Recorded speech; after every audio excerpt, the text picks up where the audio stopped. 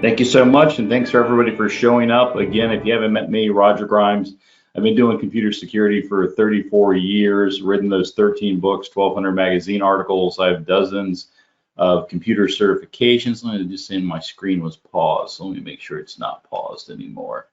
There you go, should be seeing dozens of computer certifications. I was also for decades a weekly security columnist for InfoWorld and CSO magazines, and I currently, there's some of my books. The last one I wrote recently, a couple of months ago, got released, this ransomware protection playbook, which is some of the stuff I'll be sharing with you today.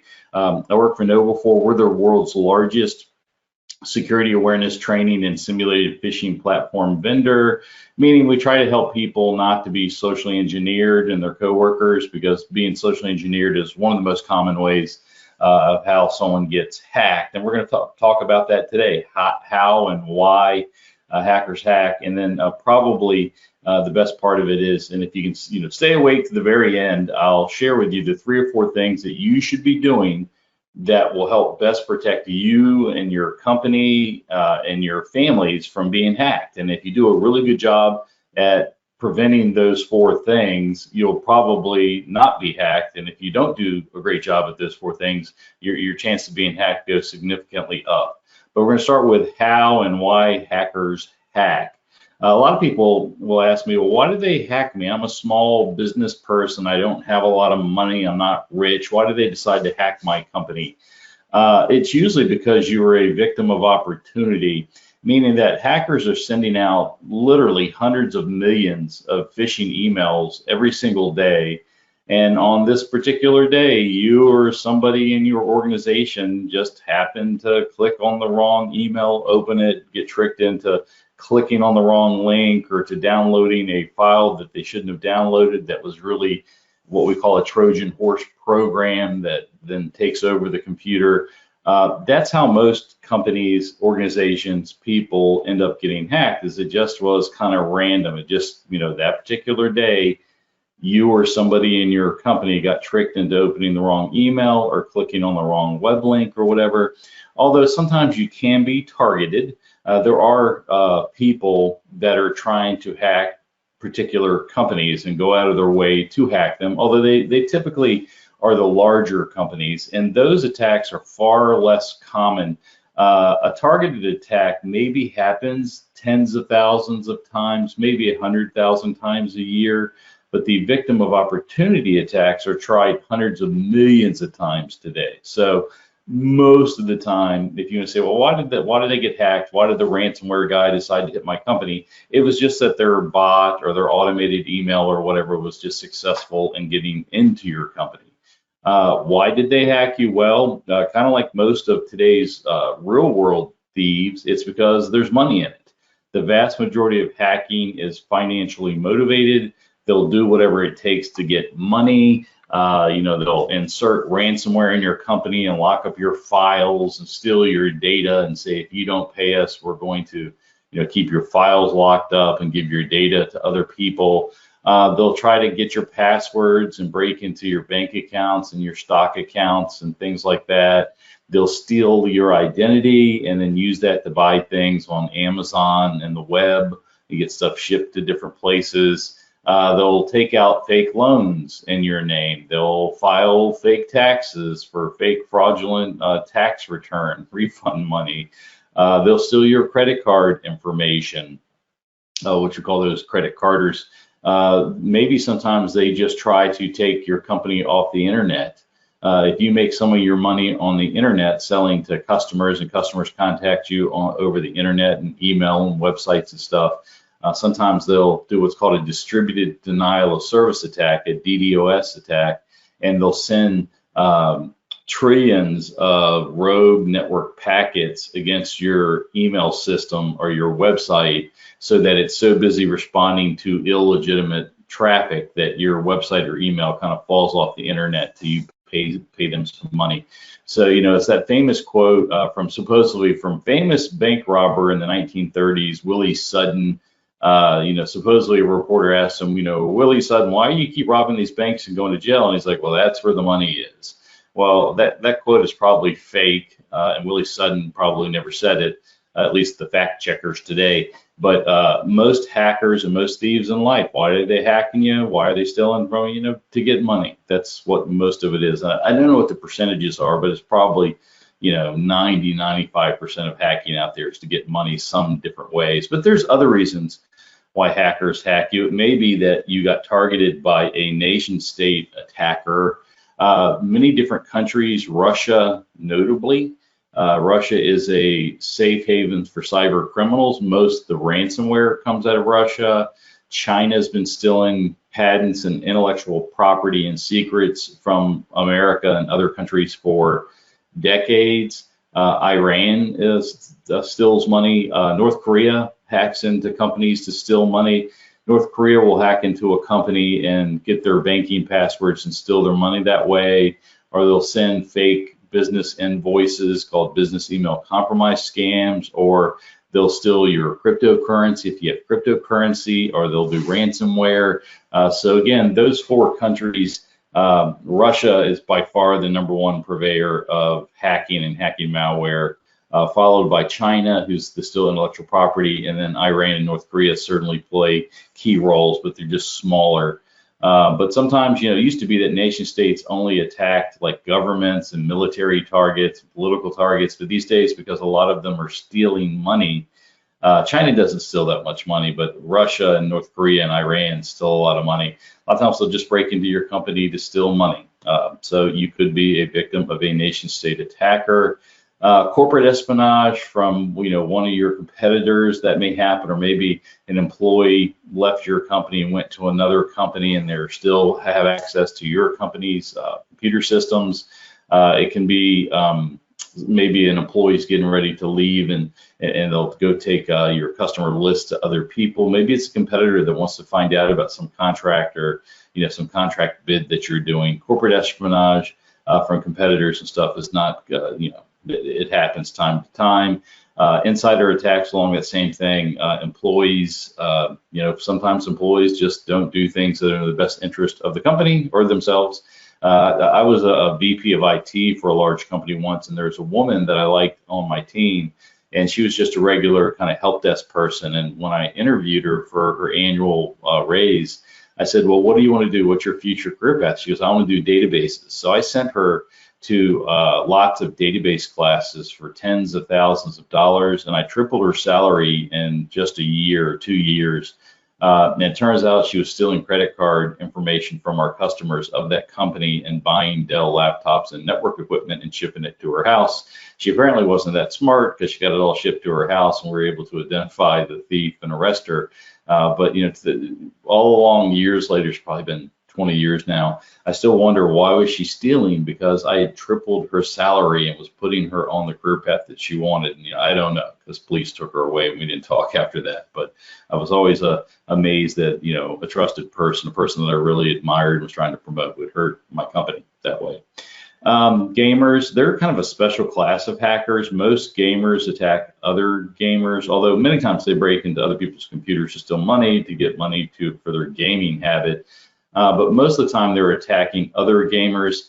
Their typical thing is that they'll be having some type of shoot 'em up game against some other person or team, and they will attack that person's computer or their server to slow it down so that they can then shoot faster and move faster than their competitor to get an unfair competitive advantage. Sometimes they will steal gaming credits. So in a lot of these games, you can earn credits to buy supplies and ammunition and shields and swords and weapons, and to be able to be promoted to different levels. And they will hackers will break in and steal people's gaming credits. A lot of the malware, malicious software, viruses and worms and Trojans that runs around the internet, when it breaks in, it will look on computers for different games, and if they find those games, they will steal the gaming credits or money if they can, and then actually resell them at a discounted price on the black market to other gamers that would like to have those things. It's a very big business these days. A really weird type of an attack is called swatting attacks. A swatting attack is when a bad guy that's playing a game against another person gets mad at that person, and they try to look up the potential victim's current mailing address, and then they fake a phone number as being from that person, call that person's local police department and claim that there's some type of horrible event going on. And they'll claim like they're the victim, the person that they're mad at. They'll call the police department and say, I'm killing everybody. I've killed my girlfriend. I've killed my kids. I'm going to kill any cops that come. Or they'll claim to be, a surviving victim. Oh my God, so-and-so's killed everybody and I'm hiding in the closet and I need help. So the hacker, the game hacker, will get the SWAT team sent to this victim's house, and all of a sudden this person's playing a game or whatever. All of a sudden there's a SWAT team with guns and weapons, and it happens a fair amount. I don't know how often, but probably a dozen times a day or something like that. When I was at Microsoft, I worked at Microsoft for 12 years. Our Xbox managers were constantly swatted. I've had one friend that has been swatted like 5 times, like literally, come out of his house to get his morning newspaper and there's a SWAT team and he's got to lay down on the ground. It's even these swatting attacks have even resulted in people being shot and killed. 2 people, they're typically teenagers doing these swatting attacks, actually got arrested for murder and convicted, for murder. In one case, the SWAT team showed up at the wrong house because the attacker had the old mailing address and accidentally shot and killed a completely innocent person. In another case, again, the SWAT team showed up at an old mailing address, and when they told the guy that he was outside to lay down on the ground, he actually had heart problems and he had a heart attack and died. And so at least twice these swatting attacks have killed people. They're so frequent and popular that many police departments around the country, and probably all of them, have now been trained in these fake swatting attacks. But in Redmond, Washington, where Microsoft is headquartered, and many other cities, the police department actually has a list of people that, hey, if you get a call for a SWAT call or something that involves one of these people's names, don't send the SWAT team right away. So it's really kind of a nasty form of hacking. Sometimes the hackers just want to be able to use your computer resources for their purposes.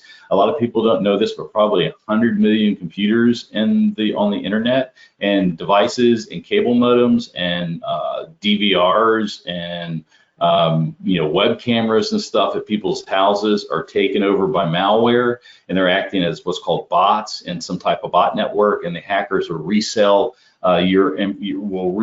that botnet to somebody else to attack some other company. A lot of times people's computers, they don't know. They're complaining that, oh, my computer is so slow, I hate Windows, or my internet connection's so slow, I can't believe it. And they don't realize that their computer or network is being used to host malware and to attack other companies and things like that. Or Bitcoin miners. Bitcoin is the most popular cryptocurrency, and you have to have computers that are very, very fast and powerful that can do calculations, cryptographic calculations. And if you do trillions of them, you can earn Bitcoin. Each Bitcoin's worth like $39,000 today. But a lot of people, especially on cell phones, it happens. You'll go to a website and you don't realize that it has what's called a Bitcoin miner Trojan on the website, and that Trojan actually takes over the memory of your cell phone and starts using your cell phone to calculate for Bitcoin in a distributed collective network. And a lot of people go, oh, my battery's dying. Look at that, my battery, it's dying. Oh, and they charge it up and it dies again. And then, oh, let me reboot my phone. And then when they do that, it doesn't die anymore quickly. And what they don't realize is they actually had a Bitcoin miner Trojan in their memory that was using all the processing power to try to generate new Bitcoins for the attackers. And when they rebooted the phone, it cleared it out of memory. So it's not unheard of on that. There's a lot of hacktivists these days, hackers, that they don't like your company for some reason. They have some political or philosophical disagreement with a potential victim, and they will attack them and try to shut them down, denial of service attack off the internet, cause financial harm, try to disrupt sales, try to publicly embarrass you if they can get video of someone killing a cow or a chicken or something like that. They're also known for what's called doxing.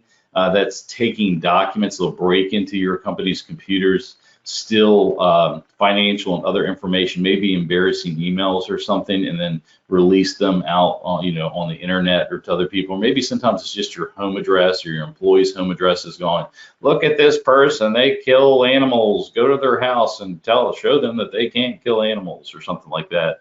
There are some kind of good hackers out there. There's some that take down child predators and child pornographers.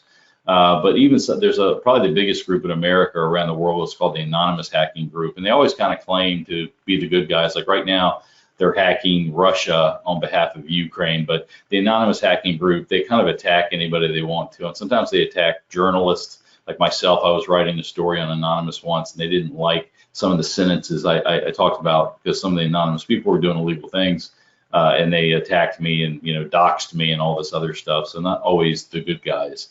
If you're lucky, kind of, maybe the reason why you got hacked is for adware. Adware is sometimes called pestware, and what it is that some hacker has been paid to direct as many views or hits towards a particular website. Usually the company that ultimately is involved in their website doesn't know that the hacker is involved. They've just, a company's got some new product or web page and they want to get a bunch of views, and they go to their marketing company and go, hey, can you get me 1 million views on this web page? And the marketing company is like, oh yeah, and they contract with some internet marketer, and what they don't know is that internet marketer has a relationship with a hacker that pushes out this adware and infects people's computers. And then every time that computer is turned on or the person goes on the web, it actually gets redirected to some other website they didn't mean to go to. So they were like trying to go to Google, but you end up on like a cat video website or something. And sometimes you don't even know it's happening. It's happening on a hidden browser session that's running on your computer that you don't even know about. But a lot of people will say, well, if they get hit by adware, oh, thank goodness it was only adware and it wasn't, a Trojan horse program or a computer virus or something. But something to keep in mind is that you need to be worried about how the adware got on your computer, because however the adware got on your computer system, social engineering, unpatched software or whatever, that's the same way that something a lot worse like ransomware or a password stealing banking Trojan got on your system. So if you see adware, don't blow it off as, ooh, I was lucky it was just adware, because it means there's a hole in your defenses and you need to figure out what that hole is and close it so you don't get something worse. Sometimes we do have these hobbyist hackers. That used to, when I started back in computer security in 1987, that used to be all the hackers that were out there. They're all teenage males for the most part, maybe hackers in their 20s until they all got real jobs. But they were just, people trying to show that they could hack and that they could break into companies and do things like that. These days, they're not very common at all, just because, they don't want to get caught and arrested, or they've gone professional. And maybe that's the biggest change, is in the 2000s, hacking changed from kind of this teenage, prank thing to very professional things. Most hackers today are professionals that work, that hack 9 to 5 for the real job, for companies, for gangs. There are literally thousands, if not tens of thousands of companies around the world that all they do is hack and hurt people for a living and steal money from them. They're telemarketing centers, they're quote unquote marketing centers and things like that, but really all they are is these hacking centers. Again, a lot of them in Russia, out that way, but also like in India.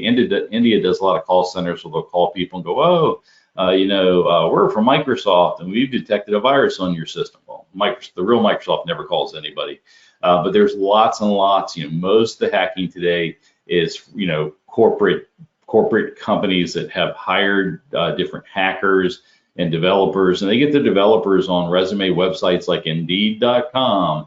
And they have, HR systems, and, they get the hacker gets a paycheck and things like that. Very, very, very, very common today for most hackers to be in some type of corporate thing. And we can tell a lot of times because when, let's say like at China at night or on a Chinese holiday, a lot of the Chinese hacking goes down, right? Yeah, or like the hacking from Russia goes down during the nighttime hours of Russia. And typically it used to be these kids staying up all night, but now it's people's 9 to 5 jobs. They're hacking during the day. How do the hackers hack you? Very, very common, involves some automated malware, what we it used to be called computer viruses. Those are still around, but they're kind of dying. These days, it's Trojan horse program, they call it, or a worm, computer worm, but it somehow is able to trick the end user into doing something or breaking in because somebody didn't patch software or something. But it's this automated malicious software program that gets the initial access into somebody's device or network. It could also be because of a human adversary that's targeting you and wants to break into you. And I'm going to show you examples of both. But these days, most of the attacks are what we call a hybrid, that the initial access was malware that got the hacker into the device. Then it does what we say, dials home, tells the hacker it's broken into this new device, and then a human adversary comes in and takes over. This is how most, pay attention here, if you're falling asleep, pay attention here, because this is how most hacking works today, is that the victim attaches to the internet, and you know, you don't have to be connected to the internet to get hacked, but it's how most people are. But they get tricked into, usually socially engineered into, downloading a Trojan horse program. It also could be because the attacker places, if you have unpatched software, the attacker or the computer worm they're using could place the Trojan horse program on your unpatched system. Or it could be because they have your password or guess it's your password. But either way, the initial flow of most attacks is that this Trojan horse program gets placed on a computer system and executed somehow, either usually by the end user, almost always. He accidentally executes it, and then it installs itself on the system so it can live through a reboot. It usually will collect any any passwords that you've stored in your browsers, upload them to these computers called command and control center servers. Really, they're just servers that are other people's computers and network devices and cable modems and TVs and stuff that are taken over by other malware. But the Trojan horse program will connect out to those command and control servers. Typically, it's going to download 2 other malicious programs and install them on the computer in such a way that if you're lucky and discover one of them, you won't figure out there's 2 more in there. A lot of people think, oh, I found a ransomware program and I got rid of it, but 3 months later I get hit again. Well, they didn't get hit again. They just didn't clean up the other 2 programs, and the other 2 programs finally kicked off and stole their money or encrypted their files. A lot of times they are going to check the automated program checks a website, a Google website called virustotal.com, and virustotal.com is a website with like 75 or 78 antivirus engines on it, those programs that check for computer viruses. Well, Google meant that site to be, and you can go there now. You can actually put in your browser www.virustotal.com. And what it was meant to be by Google, and still is meant to be by Google, is a place where if you think, oh, I got a file that could be a virus, or I got this URL link sent to me that could be malicious and I'm not sure, you can upload the files or URL links to virustotal.com, and it gets scanned by 78 different antivirus engines. And, a lot of times, 78 virus engines are going to have a really good chance of finding out whether that's malicious or not. Well, the virus writers or the ransomware writers, the malware writers actually monitor that site, virustotal.com, and if they see that 1 or 2 antiviruses are starting to detect their program, they'll actually tell the programs to re-encrypt themselves so that they look differently and they won't be detected. So the vast majority of malware that gets on computer systems today are not detected by any antivirus software. Not only that, but typically that software, that malware is on people's computer systems from 8 to 12 months before it kind of goes off and does its damage. But so the average person that's hit by ransomware or malware doesn't know it, but the malware's been there for months and months and months, sometimes years. It could be that you get a malware program and it goes off right away, but it's just as likely that you've had a malware program on your system for a year and didn't realize it. But eventually, a hacker will connect into those command and control servers, and it gives them a list of all the systems they've broken into in the last day or week or month or whatever. And the hacker can kind of pick and choose. It has the network address and the IP address, and the hacker can kind of use that information to try to figure out what type of company they're broken into, and they decide which hacker they're, which company and victim they're going to go after, and then they'll come in and assess it. They'll read your emails, they'll eavesdrop on your emails, they'll look at your financial statements, they'll steal all your passwords, any passwords that you or anybody else on your network are typing in while it's dwelling. It's capturing those passwords. So if you're going to Amazon.com and Facebook and Twitter and Instagram, and you're buying machinery and that sort of stuff and supplies and inventory and selling stuff, and if you got a customer website that's on your site, they're stealing the customer's passwords, but all the passwords that you're storing and typing while that malware program is on your network, on your device or network, it's stealing and then uploading to the hacker, and he's either eventually going to reuse them later, try to reuse them later, or resell them to other hackers. So very, very common thing.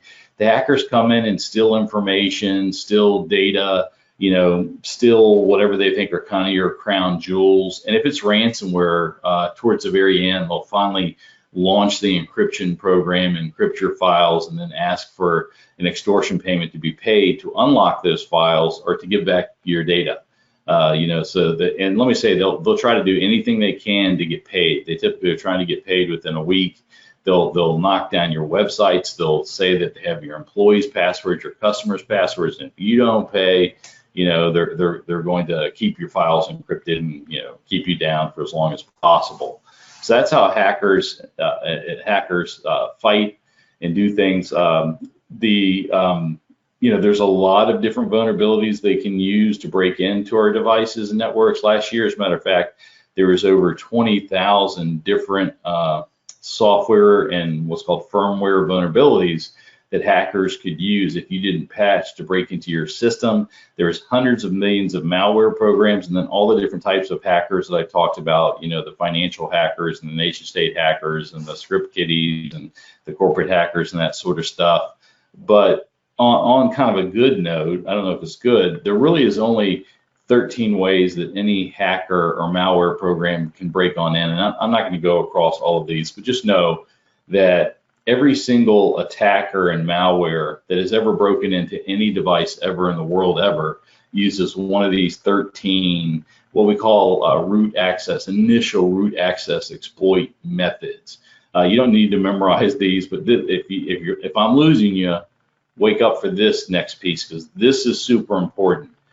Since the beginning of computers, just 2 of those methods, hacking methods, have been responsible for most hacking.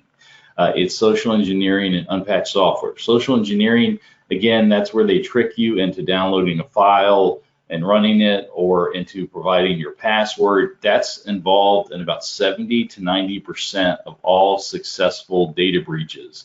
Involve social engineering of some sort. Again, all that is conning, tricking somebody into running something they shouldn't, and it's game over. Unpatched software is involved in about 20 to 40% of all attacks.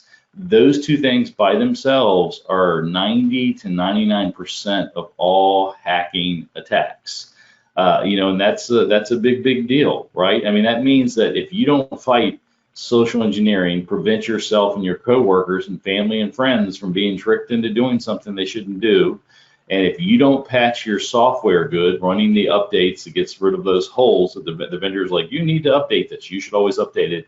Because if you don't do those 2 things well, hackers and malware are likely to break into your devices. And again, almost everybody that has ever been broken into in the history of computers, it is mostly 99% of the time been just 2 things: social engineering and unpatched software. And if you want to stop hackers and malware, you need to fight social engineering, you need to update your software. What's phishing? You get these, I think we've all seen these, we get these emails and they claim to be from somebody you might trust, PayPal or Microsoft or something, and they have some trick message in it, like, the one on the left, or I guess both of these are like, hey, we think we've seen some fraud in your account. Click here to verify. But if you hover over those links or you click on those links, you're going to find out they don't really go to PayPal or Microsoft. It's just a scam, and they're hoping that you won't notice and that you'll be tricked into putting in your password for those particular, for PayPal or Microsoft in this case. Sometimes they'll kind of claim, a lot of social media is involved, where they'll claim that they're from Facebook or Twitter or LinkedIn or something like that. On the Facebook example here in this page, I kind of laughed. They're like, click here to update your Facebook account. Well, Facebook is cloud software. You don't need to update it. The cloud people, Facebook takes care of that. You don't have to update cloud software. That's one of the huge benefits of cloud software. In the back there's one where it's kind of claiming to be Twitter. But if you look at that URL, if it really was Twitter, it would say twitter.com, but it doesn't say that. It says, webhostapp.com. That's not Twitter. Or the bottom one looks like LinkedIn, but it's not really LinkedIn. It's really, if you look at that link, it's www.linked.ni. The NI is the country code for Nigeria. So that particular phishing attack is coming from Nigeria, not from, Microsoft, who owns LinkedIn in Redmond, Washington. But, again, if you don't notice those URL tricks, you might, end up thinking that you're going to some particular place and you're really not, because they have good fakes. A lot of social media is involved in scamming these days. Usually the scammers have compromised one of your friends or family members, and they send you this link going, oh, open this video, click here to watch this video. Just know a lot of times those, hey, watch this video, it's social engineering, it's fake links. Especially the big way that you can tell is that if you click on a fake video, they're always trying to get you to install something. They're trying to get you to add an extension to your browser or to update Adobe Acrobat or Flash or something like that. If at any time that you're ever told that you need to install new software to watch a video or picture, just say no. Just say no. It's not. It's just our friends and family members that have been compromised that are now trying to compromise us. These fake invoices get sent. This is an example of a shipping company that's called Maersk.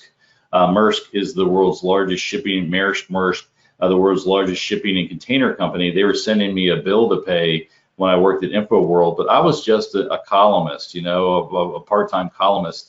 I didn't pay shipping invoices, but if this got sent to somebody that was inside of InfoWorld that could pay invoices, they might get tricked. But if I look at the email address, it wasn't. Maersk is the largest shipping container company in the world. It would say Maersk.com, but instead it says onlinealex.com.pl, meaning it's coming from Poland. It would say Maersk.com if it really was from Maersk, but and I don't pay invoices, but they're trying to trick me into downloading this attachment. If I downloaded that attachment, it would either be a fake invoice that they're trying to get me to pay, or more than likely would also have a Trojan horse program that would get executed and then take over my system. We're starting to see a lot more phishing on SMS, shared messaging service, short messaging service, which we call Smishing, which is SMS phishing. And if you can look at those examples on the screen there, they're all real world examples of people that were trying to hack me. Click here, and you just don't know where they're going to go. Like one of them on the right-hand side, it says claiming it's from Wells Fargo. Well, I don't have a bank account with Wells Fargo, but Wells Fargo is the world's largest bank. And so millions of people that got that text might be tricked into clicking on that link thinking their account has been locked by Wells Fargo. Or the one on the bottom right that says, hi, this is Stephanie. That one actually got sent to me by my friend Stephanie. It was one of those, hey, we tried to deliver a package, but you're not home, and they want you to click on that link. And again, they're trying to get your login name and password or install some malicious content. But my friend Stephanie said, hey, I think this is fake, but it has my name. How would the attackers know my name? And I'm like, hackers can look up your phone number and your address. It's everywhere on the internet. And but they included her name, so it would look a little bit more realistic, hoping that she would open it and get infected and take over her phone and take over her passwords and maybe take over her company that she works for. Sometimes it's human adversaries that are breaking in and not this phishing or malware stuff. I was a penetration tester, a paid hacker. I was a paid hacker for 22 years of my life. I broke into hundreds of companies, banks, hospitals, government agencies. Every single place I was hired to hack in and break, and I did it legally, I broke into an hour or less. And I'm not even that good of a hacker. On a scale of 1 to 10, I'm maybe a 5 or a 6. But, one company took me 3 to 5 hours, and that's because it was the second time I was there and they'd done some of the defenses I told them to do. But just know that it's really easy for hackers to break in if you get socially engineered or have unpatched software. And the most common way they break in a hacker adversary is social engineering. But number two, it's looking for that unpatched software. And how they do it is they use a scanning tool. The most common one is called Nmap. And anybody here today can literally go on the internet, find Nmap, stands for Network Mapper. And that tool, you say Nmap and the domain name, like nmap.knowbefore.com, and it will fire off and scan your network and tell the attacker all the different software that you're using and the version numbers. And the version numbers are important because that will allow the attacker to determine whether or not the software they're going to attack is patched or not. And let me say, in my 34 years of doing this, I've never found a fully patched computer or router or server. People are always not patching stuff for some reason. And then you can, and what the attacker, the Nmap will tell them what software they're running, what version numbers. Then the attacker can go to the vendor's websites like Microsoft or Apple or whatever, find out what's the latest versions of software that the victim should be running. There's usually a difference. And then the vendor's website will tell them what bugs were patched in the past. And then they can actually go download that exploit. There's literally dozens of websites on the internet with hundreds to thousands of these vulnerabilities or exploits that will exploit found vulnerabilities. Like one of the most common ones is called exploit-db.com. You can go there right now, and it has over 44,000 different exploits. So if I find a Windows box or a Mac box or a Linux box or a Google Chrome box, I can go find, especially if it's unpatched, go find the exploit, download that, and then run it against that system, and boom, I'm in. Here's another tool. This is another freely downloadable tool called the Metasploit Framework. This has over 3,000 exploit modules, and you can see it includes attacks against Macs and WordPress, which is a common blog software, or Oracle, a common database. And so again, you find out what they have unpatched, you go get your tool, you download, you run it. Here's another free tool that's been around for over a decade called Mimikatz. If I get on a Windows, if I'm a hacker and I get on a Windows system, I can download Mimikatz, and it will dump all your passwords, or what's called password hashes, which I can use in Windows to go log into every place that you're allowed to log on in. I can use that to actually download the passwords of your administrators and of what's called your services, and from there go from one computer to taking over every other computer in your environment, in your network, in your company. An average of 8 minutes from the time we run this tool to the hacker takes over every computer on most networks. And this is a freely downloadable tool, been around probably going on 2 decades. Here's another freely downloadable hacking tool called Empire Toolkit. This is actually made by 2 Microsoft guys, but they use scripting. They use what's called PowerShell scripts. PowerShell is a scripting language that is on every Windows computer, and they made an attack tool, and it literally has all these modules. When I took this screenshot here, it said that there's 285 attack modules in Empire PowerShell. Again, anybody can go to that web link, PowerShell.com, PowerShellEmpire.com, download this hacker tool. It's been around for over a decade. It's used by hackers all the time.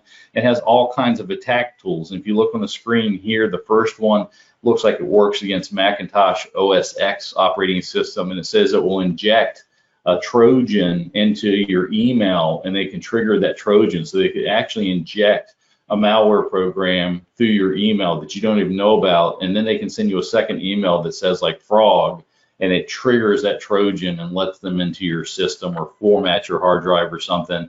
There's another one for a Mac where they can turn on your mic or turn on your webcam. Or people go, oh, can malware or hackers really turn on my web cameras and mics? Yeah, absolutely, they can do it remotely.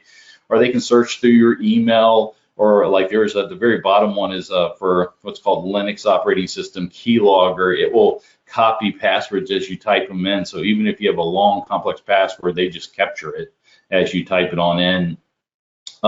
If you get SMS messages, I can claim to be, as a hacker, I can claim to be anybody. I can go, hey, I'm from Google. We've detected a rogue sign-in, and we're going to send you a code, and you need to tell us this code, or we're going to lock your account out. But really what they do is they go to Google, put in your email address, your Gmail address, tell Google they forgot the password because they don't know it.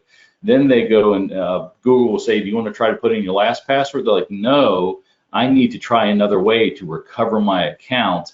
And then the code, they can actually say, send me the code in SMS. So the victim gets this code, thinks that Google Tech Support sent it to them, types it back in response to the message, and the attacker can actually take that code and take over the account. And it's just game over. And you can really do this all kinds of other ways. Like I, as an attacker, can go, hey, I'm from your county, water supply. There's been a large water main break. Don't use your water, boil water till further notice. There's been a big water main break. Do you want to be notified when we repair the water main break? Yes. Okay, we're going to send you a code. Just type that code back and, to sign on up. And what you don't realize, that code was resetting your password at your bank or your stock account or something like that. The trick is you don't know who anybody is when they're texting you on an SMS message. It could literally be anybody. So these are good examples of all the ways how hackers and malware could attack you. So how do you fight it? This is it. It's not buying any special software. It's fighting social engineering. However you do that, try not to get tricked and teach your employees not to get tricked and giving out passwords or downloading stuff that they shouldn't. Remember, social engineering is responsible for 70 to 90% of all attacks. So you need to fight social engineering.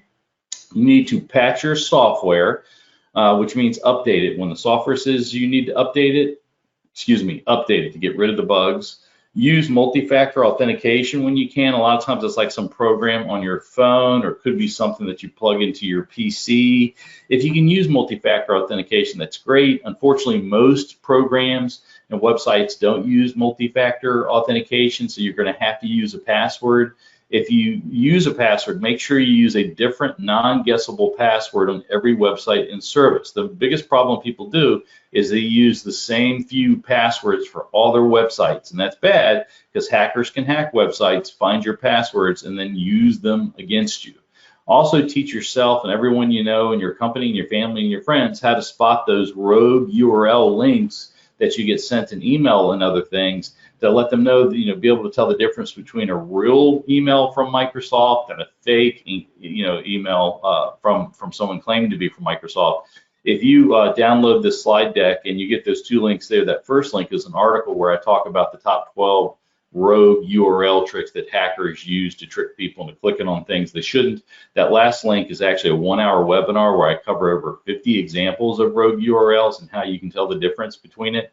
If you want to know everything you can do to prevent phishing attacks, social engineering attacks, that first link is a 1-hour webinar of me boring you to death talking about how to stop phishing. It's 99 slides long, everything I can think of to stop phishing.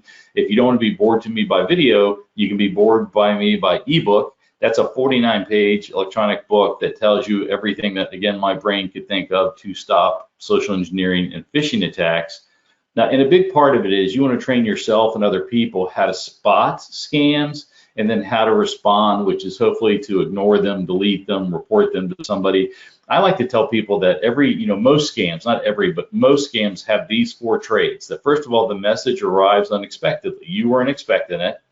Then the sender's asking you to do something that you've never done before for that sender, because it's a fake thing. A lot of times it has what's called a stressor event, where they're like, you need to do it now. If you don't do this, you're going to lose money. If you don't do this, we're going to lose the contract. If you don't do this, you're going to miss out on the discount or something like that. And if you perform the request and it's malicious, could it hurt you or your organization's needs, right? So if you have any message that ever has these 4 traits, it's arriving unexpectedly, it's asking you to do something you've never done before for that sender, it's got a stressor event in it, and if doing it could harm your interest, we'll slow down and try to confirm it using a voice call, a legitimate voice call to the person, to a known good phone number, or go to the main website. Don't click on the link in the email or something like that. But if you could train yourself and your coworkers and your friends and family how to recognize these 4 signs of a scam, you're much less likely to be scammed. You can also go to this link at the bottom of the page. This is a cool PDF poster that you can print out or send to anybody that gives the 22 red flags of social engineering in an email, the things you should look for in an email that may indicate that it's a fake email. I did the same thing for internet or URL links. Here's the 12 most common tricks that hackers use in URLs to make you think that you're going to some trusted place when you're really not. Also, my password policy advice is, if you're using, try to use multi-factor authentication where you can. Unfortunately, maybe 2% of the world's websites and services support multi-factor authentication, so you're usually going to have to use a password. The most important thing there is make sure to use a different password for every login, for every different website and service that you use. Don't reuse the same password across multiple websites and services. If you can, use what's called a password manager. That's something that can create different long, unique passwords for every website and service, and you don't have to create these passwords or even type them in, because the password manager does all the work for you. If you must create your own passwords, you want them to at least be 8 characters long, really 12 characters if you want any type of security. And just know, we are seeing hackers crack up to 18 character passwords if you're using like some human password or passphrase like Roger jumped over the dog or something. If you really want a good password, it should use a password manager, because that makes very unique, complex passwords that hackers cannot guess or hack. Just know at KnowBe4, we're very big believers in educating people and doing those simulated phishing attacks. And if people do education in the simulated phishing, it reduces the amount of employees in your company that can be phished from over 30% to below 5% in less than a year. With that, I know I've gone over a little bit, but I'd love to take some questions. I know that Adam was going to say a few things. When we get through, we're going to take some questions. If we don't get to your questions today, or you just want to ask them privately, you can email me at rogerg@knowbe4.com. And of course, you can follow me on LinkedIn and Twitter. But with that, Adam, I know you had a few things to say. Thank you, Roger. You can hear me okay? Yes. Okay, great. Yeah, thank you for all the information you provided. It's, I think, highly valuable for everyone and our dealers. DIS is also working on putting together a best practices document that we hope to have available shortly, as we have hired a director of cloud operations to facilitate that. Roger, you touched on something I was going to recommend to our dealers as well, as using the KnowBe4 security videos. We have those deployed for our employees. We find them really helpful. They're entertaining and helpful for how to determine if someone's phishing, or if it's social engineering attack or something like that. But another thing just to be mindful of too for everyone is to, like Roger said, patch your systems regularly. That's is one of the most common ways to prevent attacks. One question I had for you, Roger, is we use KeePass in our IT department here. Is there a recommended password manager that you use? Well, that's a good one. I use a different one, but KeePass is a good one too. I kind of say make sure you use one of the big regular ones. And if you're really thinking about, there's a great Wired magazine at wired.com. If you type in password manager, they have a password manager review that covers like 8 different password managers, and they cover them and say why they like them. And I think that's a good article if you're not really sure. But KeePass is a great long term. You just don't want to use a new one. Like Roger said, for every site, if you generate a new password like KeePass, you can just tell it to generate a 256-bit encryption password, and you just save it in there, and then you can copy and paste that. And whenever I usually save the URL for whatever site that's attached to. It adds your username and the attached password, and it's stored for you, so you don't have to remember 48 or however many different websites that you have username and passwords to. But it is helpful as an organizer for that. But Yep. Roger, thank you again. I think we could open it up to some Q&A now, Laura, if people have questions. Perfect. Yeah. So the Q&A is open, and under the questions tab, you can ask your questions there. We did receive a couple. Do you suggest we use virustotal.com or not to use that? Yeah. I think it's an all right site to check to see if something's malicious. I tell you what, on Windows systems, I like to use a Microsoft program called Process Explorer. It's actually on a website called SysInternals, but it's called Process Explorer. And what it does when you run it, you can download it, it's free, download, run it. And what it does, it shows you everything running on a Windows system. You can choose the menu option called Options, Virus Total. And what it will do is submit all the stuff running on your computer to Google's virus total and then tell you how many of the computer virus programs think that what you're running is a virus. So I think that I use that. Like people tell me, do you think my system's infected? I download Process Explorer. I tell it to run the virus total option. And if you ever get, like, if it says one of the 78 antivirus engine thinks it's a virus, it never is. But if it says more than like 3 or more think it's a virus, then it almost always is. So I like virus total, and you could submit files one at a time or links one at a time. Just because virus total doesn't find something to be malicious doesn't mean that it's for safe. But if you find a whole bunch of viruses, a whole bunch of antivirus engines, like 3, 4, 5, 15 of them are saying that's malicious, well, it's malicious then. Fair, thank you. The next one says, what do you believe is the best password manager or vault? Yeah, that's what that Adam and I just talked about. I think there's a handful of them. So again, if you're interested, go to not virustotal.com, go to wired.com and type in password manager. There's a bunch of different, they give you a bunch of different options for the ones they like and the features and stuff. And I kind of agree with that article, but just know, avoid anything that was like created in the last year. There's a lot of really good options that have been out there for decades. And I'd rather you use a tried and true and trusted program than something brand new. Perfect. I'll ask one final question before wrapping up. It's, does DIS Network Services have the sonic walls blocking Nmap and similar external applications from seeing inside the dealer network? Yeah, so the idea that, so many times your firewalls and sonic wall devices and stuff will block some of that stuff. Hackers have tricks and ways of trying to figure out. Nmapper is the most common way, but there's many other ways. I mean, the easiest one is I can kind of act as if I'm a legitimate service, and then sonic wall or something else might let it through. But certainly anytime you have a firewall on or something like that, that helps you. The problem these days is a lot of times the attackers, well, okay, I won't attack the corporation or the corporate network. I'll attack the user at home or on their phone, and then try to go through that way. So, having a sonic wall is certainly a very, very good thing to have. Any firewall, any antivirus you have, that sort of stuff is going to help you.